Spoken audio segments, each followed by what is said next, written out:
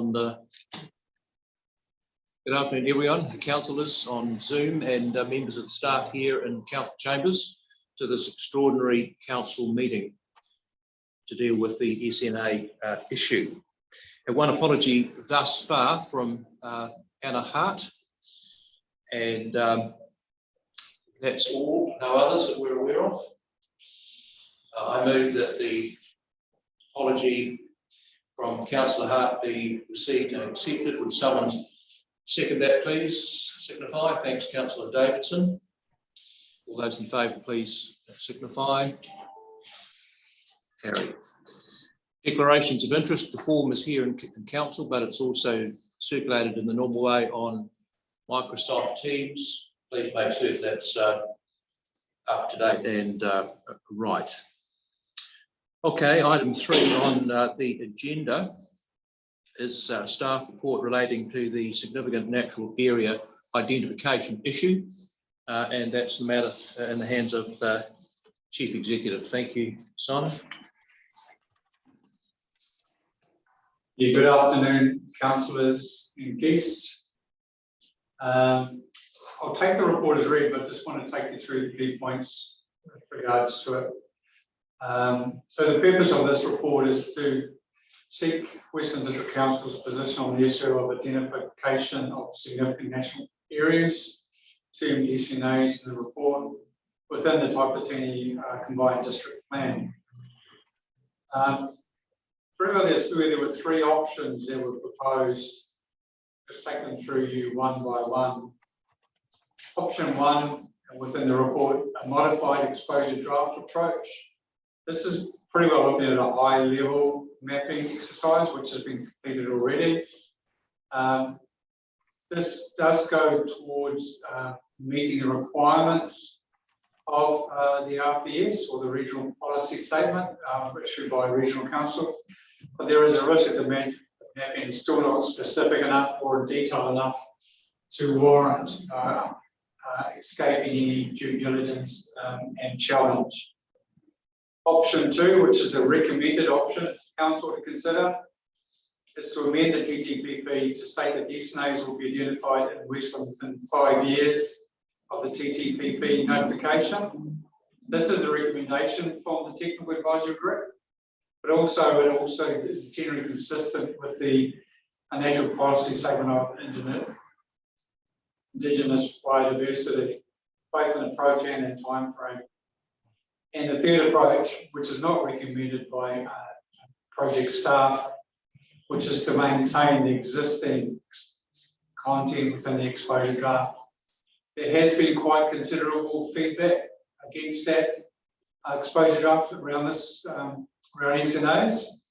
And I'd just like to hand it over to Lois, from here, Lois, in terms of any further attributes that you'd like to talk about in regards to feedback, particularly.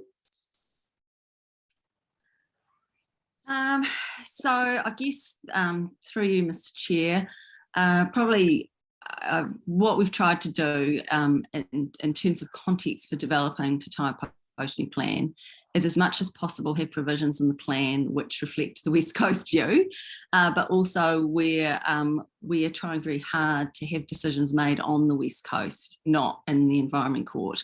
And I guess that's why we brought this matter of the SNA identification back for the committee to consider, is because we know that we are likely to lose in the Environment Court, and that Environment Court written provisions are not generally ones which are good. And I know there's been past experience on the West Coast of where the Environment Court has written provisions that they've really been things that have been really upset people.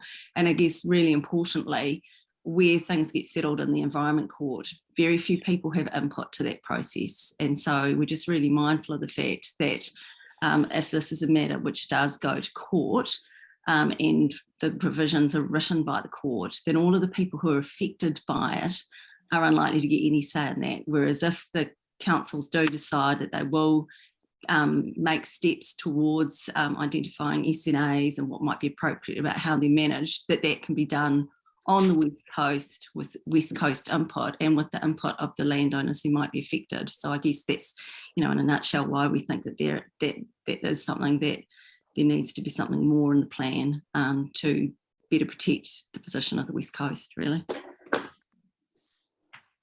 So that's all from me. Happy to take questions or anything. I'd like to highlight and thank you, Lois, for your work, and obviously other members of the project team.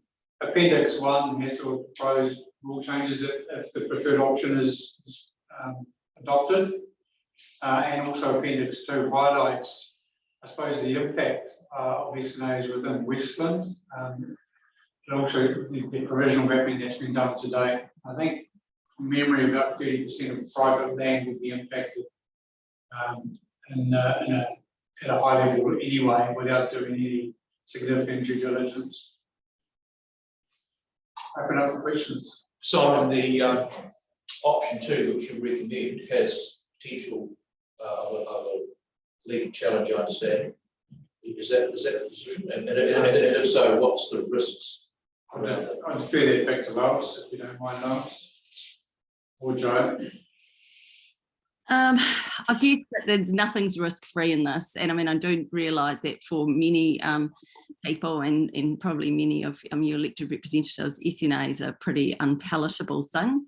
But I guess what we see is that the recommendation is the least risk approach in terms of it's likely to comply with the requirements of the regional policy statement, which we're obliged to do.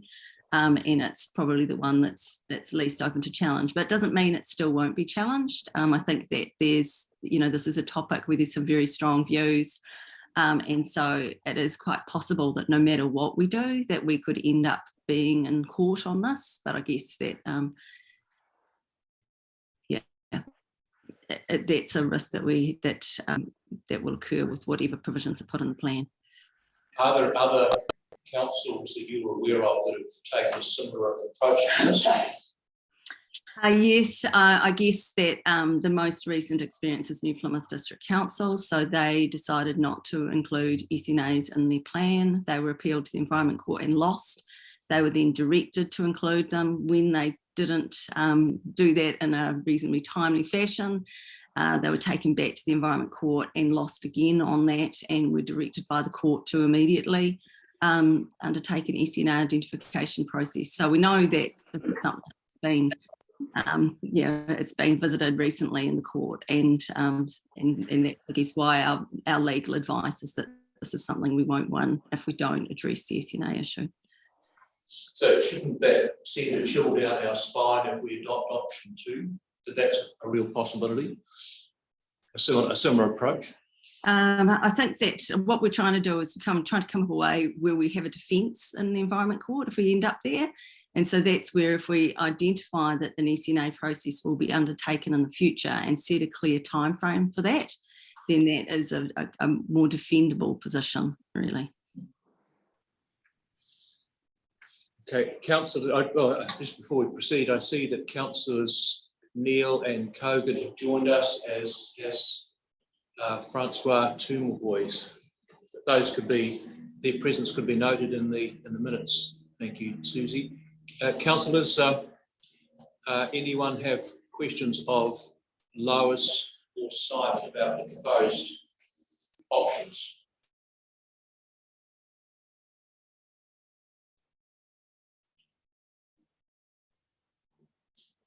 No questions? I can't believe this. This is incredible. All right.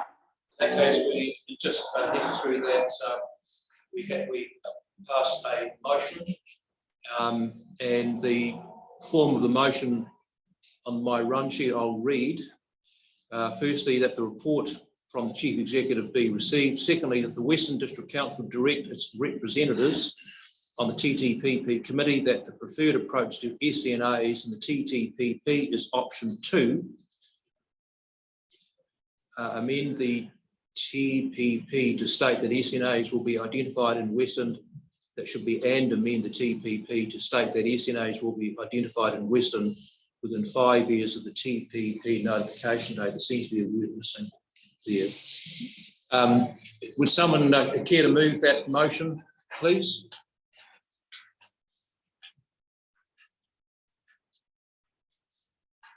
Councillor Neal has raised her hand. Would someone care to second that motion, please? Councillor Cogan has seconded the motion. All those in favour, would you please signify your approval? Raise your hand so I can see it. Councillor Hartshaw, I can't see your hand up. Those against? The motion is carried. Thank you. I think that's what we need to deal with in this extraordinary meeting. The councillors, thank you for your attendance, and I now declare the meeting closed, and you may leave. Thank you, Lois and Joe, for your attendance. Thank you. Thank you. Thank you.